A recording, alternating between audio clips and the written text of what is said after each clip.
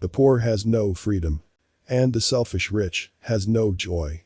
I said selfish because money in itself is not evil. Neither are all rich people. Money is just a tool. It is how you use it that makes money a blessing or a curse. The story starts with the main character living a life of a classic drifter. A man with no aim in life. Defeated and dejected. This leads to the first lesson. 1. Poverty is a choice. What separates great men from common men is the ability to keep going after experiencing defeat. But common men are quick to quit and blame the world for their misfortune. This is the classic pitfall that sucks men inside the endless pitfall of poverty. Accepting defeat and associating it with the outside influence instead of taking responsibility is what keeps men drifting and getting nowhere in life. And in doing all this, they are choosing poverty by default. 2. Being honest and hardworking doesn't guarantee anything. The main character worked for his whole life for a car company and got laid off when it was convenient for the company. This is the reality of the world. The ones who work the hardest often get the least of compensation. The salary culture is always volatile. When you work for someone, you are never free. And may never get truly ahead in life. But this is a common belief of the masses, that hard work will bring riches and getting a high salary is an achievement. It takes away one's freedom to truly express himself and become the owner of his life.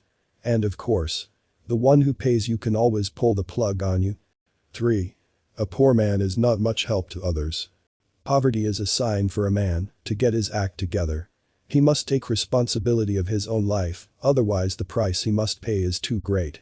He will lose his loved ones or see them suffer. He can't help anyone when he himself desperately need it. Poverty is self-stricken. The outer world may worsen it due to circumstances. But in the end, a man who refuses to stay poor most certainly can escape from it. Otherwise, he is poor because he chooses to. And he will pay the price in terms of helplessness. 4. Devil promises riches for a steep price. Making money the wrong way is attractive because often it comes fast and easy. Just like gambling. It is exhilarating and makes one want to play more and more. And each time he plays, he loses a part of his soul to the devil. Just like all these players in the show thought that it will be easy money. But the devil concealed the real price of the easy riches. Their lives.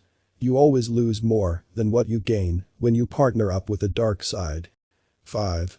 A battle is won by the mind. The wiser wins, not the stronger. The seemingly weak team won because they had a plan. An average man with a strategy has a far greater chance to win than a genius with no direction.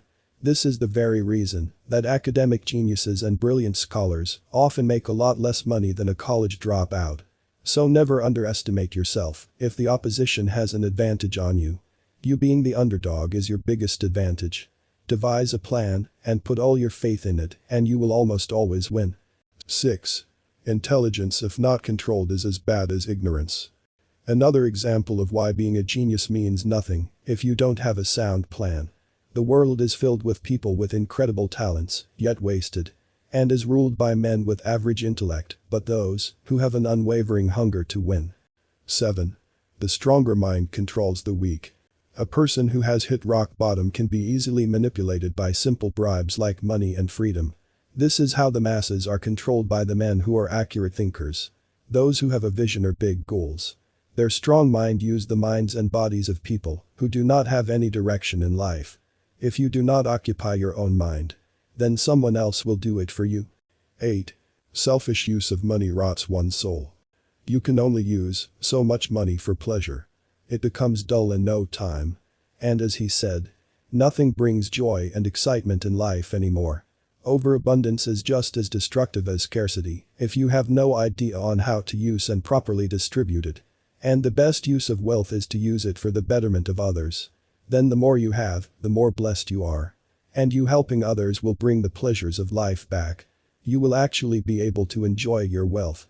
Otherwise, it will become a curse in no time. Many wealthy men commit suicide because of being selfish for too long. 9. What goes around, comes around. If you betray someone, it will come back to you with interest. You will always sow what you reap. We often become delusional when we are in the position of power that we are invincible. Forgetting the fact that nothing is permanent. Every rise has a fall. And when that fall comes, You will wish that you had lived your life differently. 10. Don't be naive. Having a good heart is a blessing.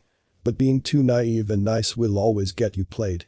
There is a big difference between a good person and just a naive person. We often get stabbed by those to whom we turn a blind eye to. It is not to say that you must never trust anyone. It is the blind trust that is harmful. Trust your own judgment more than anyone.